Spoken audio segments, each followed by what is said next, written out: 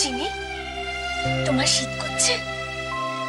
দাঁড়াও, আমি তোমাকে একটা চাদর দিচ্ছি।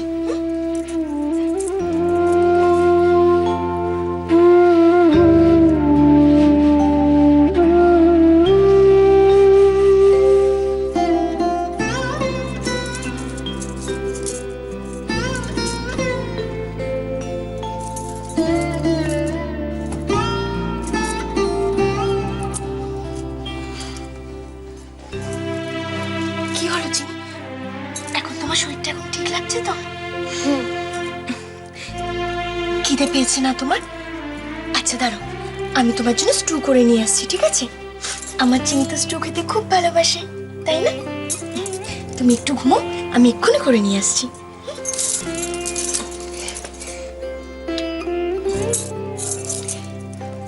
মা, চবা মাসিকে বলবেন আমার খাবারটা বানিয়ে দিতে। তুমি এখান থেকে প্লিজ যেও না মা। আচ্ছা চিনি, জবা মাসি খাবার করে দিলে তুমি খাবে তো?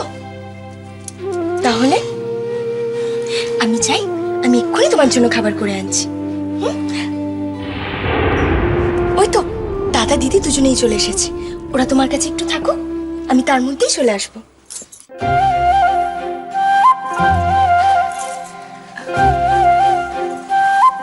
কিনি, তুমি একটু চিনির কাছে থেকো, হ্যাঁ? ওর একটু খেয়াল রেখো, আমি ওর জন্য খাবার করতে যাচ্ছি। হ্যাঁ।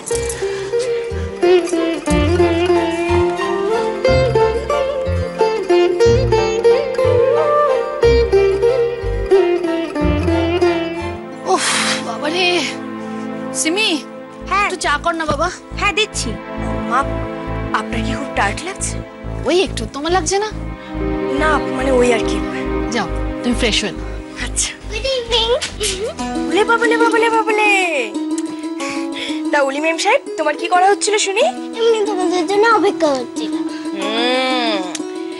এদিকে এসো। এখানে বসো দেখি, চুপ করে বসো। আমি আমার উলি ম্যাম সাহেবের জন্য একটা গিফট এনেছি। দেখি তো, বলো কি এনেছি, গেস করো। চকলেট। নাও, তুমি পেমেন্ট পেয়ে গেছো?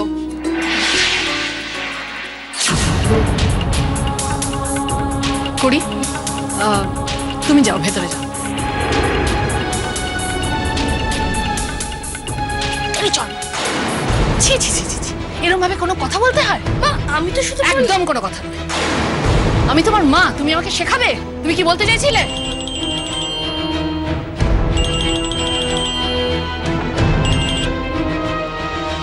হ্যাঁ সতীর্থদা, হ্যাঁ এক মিনিট একটু হোল্ড করো। করি। হ্যাঁ মা। একটু এসো না প্লিজ। কি হচ্ছে মা? সুতীর্থদা ফোন করেছে, বলছে যে চেকটা কবে পাঠাবে। যেটা ইচ্ছা।